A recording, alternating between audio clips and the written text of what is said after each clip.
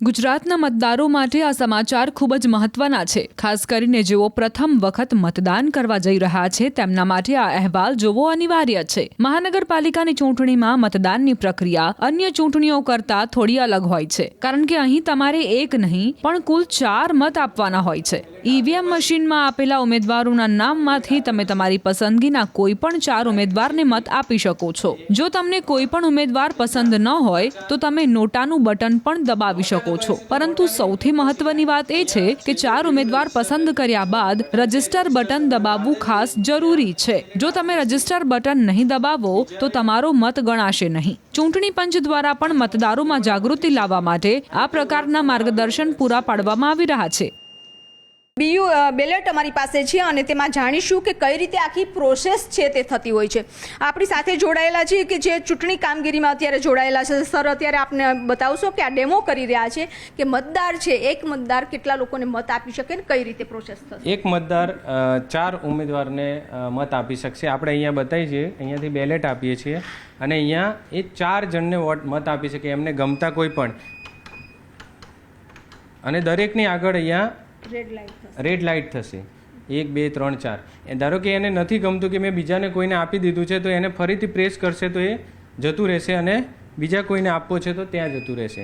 આ કર્યા પછી ફરજિયાત તમારે રજિસ્ટર, છેલ્લું બટન રજિસ્ટર છે એ દબાવવાનું રહેશે।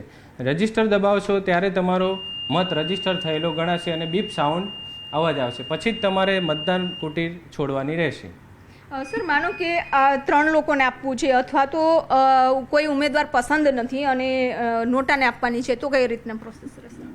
તો અહીંયાથી બેલેટ આપ્યા પછી તમને ધારો કે કોઈ 3 જણને આપવું છે તો તમે 3 જણને પણ આપી શકો છો। 1 2 3 આ રીતે તમને જે ગમતા હોય અને તમે રજિસ્ટર કરી શકો છો। તમારે કોઈ એક જણને જ આપવું છે તો એક જણને તમે બેલેટ અહીંયાથી બેલેટ આપ્યા બાદ બેલેટ યુનિટ ઉપર તમે કરી શકો છો અને રજિસ્ટર કરી શકો છો। એ પણ બતાવી દઈએ। ધારો કે આ એક જ જણને આપવું છે, તમારે એક જણને આપ્યું અને ત્યાં અહીંયા લાઇટ થશે, અહીંયા રજિસ્ટર બટન દબાવવાનું, તમારું એક જણને જ। બાકીના 3 નથી ગમતા તો તમે ના આપી શકો છો। તમને કોઈ પણ નથી ગમતું તો તમે નોટામાં પણ આપી શકો છો।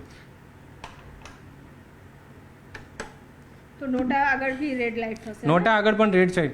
તમને લાગે છે કે ભાઈ મારે ચલો નોટામાં નથી આપવું તો તમે એને નોટાને ફરીથી પ્રેસ કરશો તો લાઇટ જતી રહેશે। તો તમે કોઈ પણ ઉમેદવારને તમારે મત આપવો છે તો ત્યાં લાઇટ ચાલુ થશે અને તમારે રજિસ્ટર કરવાનું રહેશે। અત્યારે આપણે નોટામાં દબાવીએ છીએ અને રજિસ્ટર કરીએ છીએ। એક વખત નોટા દબાવાઈ ગયા બાદ, રજિસ્ટર થઈ ગયા બાદ કોઈ સિલેક્ટ નહીં થાય ને? ના, એક વખત નોટામાં આપ્યા પછી બીજા કોઈ ઉમેદવારને તમે આપી શકશો નહીં, એ આપણે બતાવીએ છીએ અહીંયા।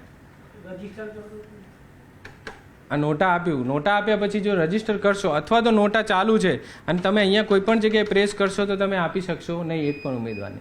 જો કોઈ તમને 4માંથી એક જ ગમે છે તો તમે એકને જ આપો, તો નોટા અહીંયા બંધ કરવું પડશે અને અહીંયા એકને આપશું અને રજિસ્ટર થશે। જો નોટા આપશો તો એક પણ ઉમેદવારને તમે સિલેક્ટ કરી શકશો નહીં। તો આખી જે પ્રોસેસ અને આપ જોઈ શકો છો કે કઈ રીતે આખું રજિસ્ટર થાય છે।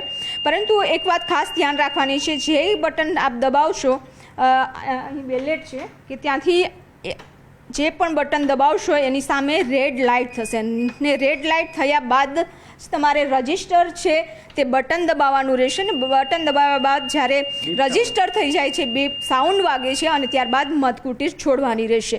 પરંતુ આ જે છે મત આપવો એક આપણો અધિકાર છે અને મત આપવા માટે માત્ર 1 જ મિનિટનો સમય થાય છે, એટલે ચોક્કસ મત આપવા જજો। અને આખી પ્રોસેસ સમજાવવાનો મતલબ એ જ છે કે જે લોકો અગાઉ મતદાન કરી ચૂક્યા છે તેમને આખી પ્રોસેસ ખ્યાલ હશે, પરંતુ જે ફર્સ્ટ ટાઈમ મતદાન કરી રહ્યા છે તેના માટે ખાસ કરીને જ્યારે મહાનગરપાલિકાની હોય છે, એક વોર્ડમાં 4 ઉમેદવાર હોય છે ત્યારે આ સિસ્ટમ થોડી અલગ હોય છે, એટલે આ પણ જાણવું ખૂબ જરૂરી છે। કેમેરામેન નિલેશ સોસા સાથે વિભુ પટેલ, ન્યૂઝ 18 ગુજરાતી, અમદાવાદ।